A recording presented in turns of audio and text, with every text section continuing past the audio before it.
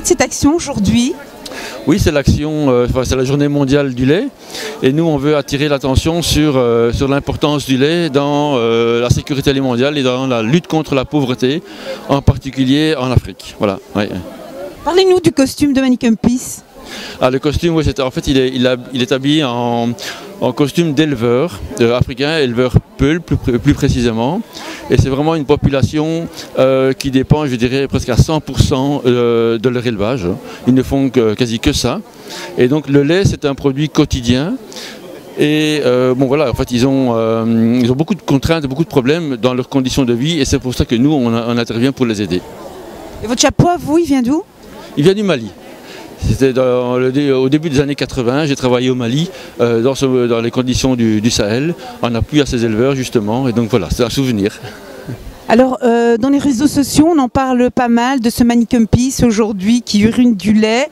Il y a de vives réactions. Qu'est-ce que vous pouvez dire à toutes ces personnes qui vous suivent sur les réseaux sociaux?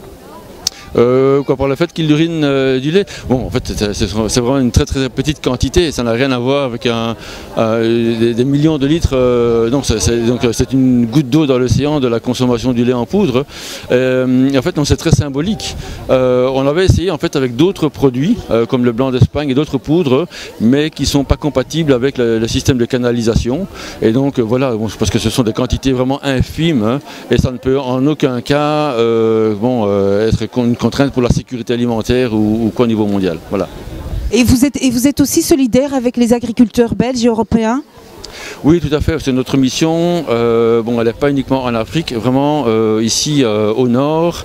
On veut promouvoir en fait un élevage fermier qui vraiment où tous les produits qui sont fournis par l'agriculture sont rémunérateurs pour les agriculteurs. Et le problème justement, c'est qu'ils doivent produire du lait ou des aliments à un prix qui est souvent insuffisant ou inférieur à leur coût de production. Et donc voilà, on soutient vraiment l'élevage paysan, qui est pour nous le modèle, un modèle qui est très performant en termes de productivité et qui n'est pas assez soutenu. Bonjour Julien, tout le monde vous connaît, on ne vous présente plus. Vous parrainez l'action, pourquoi? Mais je parraine l'ONG en fait depuis bientôt 1 an parce que d'une part je suis vétérinaire, mais d'un autre côté aussi c'est une ONG qui a vraiment des idées que je partage tout à fait, de développement durable, de coopération et donc voilà, je suis ici pour un peu les représenter et faire parler un maximum de cet événement d'aujourd'hui qui est je pense très intéressant. C'est quoi cet événement d'aujourd'hui? C'est à l'occasion de la journée mondiale du lait. Il y a des événements qui se déroulent sur la planète tout entière. Et Vétérinaires sans frontières travaille en Afrique. Donc ils viennent ici pour justement essayer de défendre un petit peu les éleveurs laitiers africains qui ont beaucoup de difficultés évidemment pour arriver à une production laitière tant en qualité qu'en quantité. Donc Vétérinaires sans frontières encadre un peu ça pour améliorer la production. Et puis ils soutiennent ici également les agriculteurs belges puisque on vient ici consommer du lait Fairbel qui est un lait équitable et solidaire qui a été créé par une coopérative d'agriculteurs belges suite à la crise du lait en 2009. Donc c'est vraiment quelque chose de tout à fait global que je trouve très intéressant. Vous n'êtes pas venu seul aujourd'hui? Non, je suis très bien accompagné d'Aurélie, qui est vétérinaire également et qui soutient aussi la cause. Aurélie, un petit mot? Je suis très contente d'être ici et de soutenir cette ONG que j'aime beaucoup et qui fait du très très bon travail.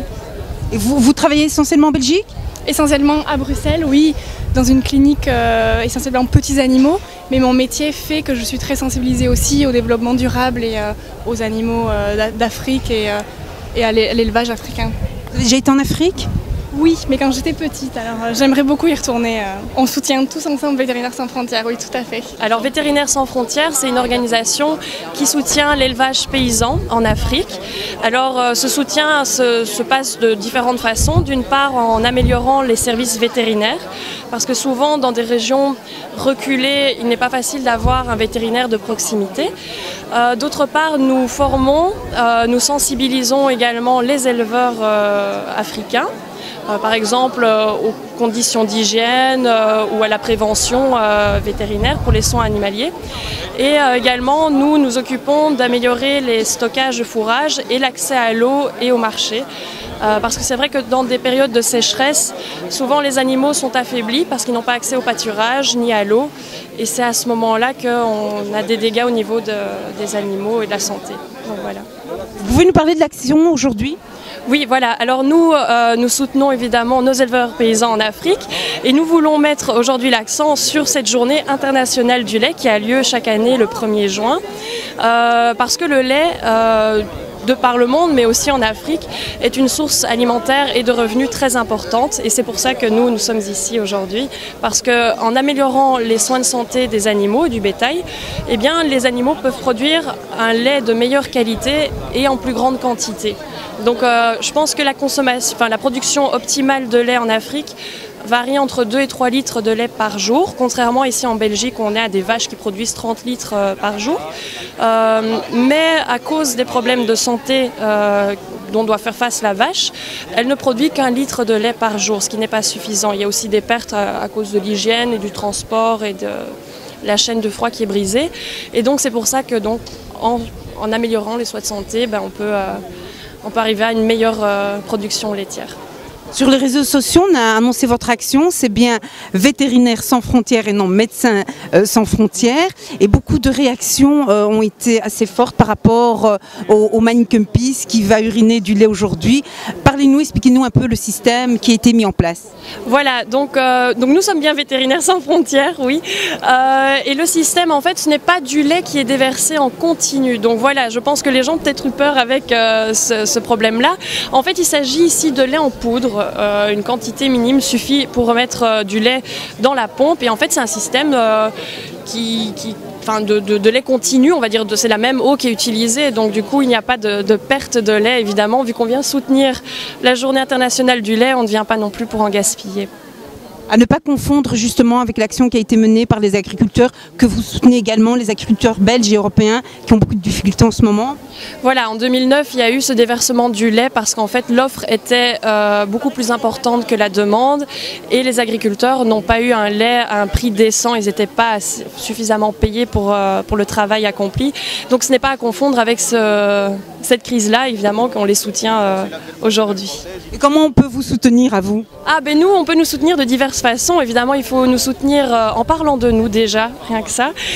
C'est déjà beaucoup pour nous. Et si vous avez envie de nous soutenir financièrement, il y a un numéro de compte sur lequel vous pouvez verser de l'argent qui se trouve sur notre site internet www.vétérineressansfrontières.be en un mot. Et voilà, nous invitons à faire ce don qui aidera nos éleveurs en Afrique. Des dons, vous délivrez des attestations fiscales ? Oui, nous délivrons des attestations fiscales à partir d'un montant de 40 €. Vous recevez une attestation fiscale. Et des bénévoles aussi, vous en avez besoin ? On a toujours besoin de bénévoles, alors n'hésitez pas à nous contacter sur notre site internet. Il y a une rubrique spéciale, offre d'emploi, bénévolat, offre de stage. Vous pouvez faire une candidature spontanée et nous y répondrons le plus vite possible. Vous faites les costumes de Manicum Peace et vous avez fait ce costume aujourd'hui ? J'ai fait ce costume qu'il porte également aujourd'hui. Et c'est un costume qui représente ? Un paysan Peul, donc c'est associé à la journée du lait, voilà. Et combien il a de costumes, notre Manicum Peace ? Il a plus de 900 costumes maintenant. À l'heure actuelle, il a plus de 900 costumes. 901, je pense. Et vous en avez fait combien ? Pas encore tellement, parce qu'il y avait une autre personne qui les confectionnait avant, mais j'en ai quand même certainement fait une 50, 60... Je suis Rafferbeek de Gand. Dans des quartiers populaires à Gand, on organise des marchés paysans. Et c'est en 2009 que les fermiers du lait, ils avaient organisé leur grève du lait contre la libéralisation par l'Europe de tout ce marché qui fait que le prix du lait était au-dessous du prix de revient et commençait énormément à fluctuer. Et donc les petits fermiers n'étaient pas capables vraiment à survivre et ils se sont regroupés avec leur action du greffe du lait. Mais de ce greffe-là, il est débuté la coopérative Ferbel. C'est une coopérative maintenant avec 500 fermiers. Et nous, en tant que consommateurs, on les soutient parce que je pense que c'est à travers de telles initiatives-ci que l'agriculture peut avoir un futur. Et sans un futur pour l'agriculture, nous, en tant que citoyens, on n'a pas de futur. Donc, ils ont pris en main la distribution de ce lait. Et en prenant cette distribution en main, ils tirent 10 cents par litre qu'ils vendent directement aux producteurs. Donc ils distribuent ça dans la coopérative et donc c'est fixe, c'est un revenu supplémentaire fixe à côté de le revient qu'ils ont du laiterie.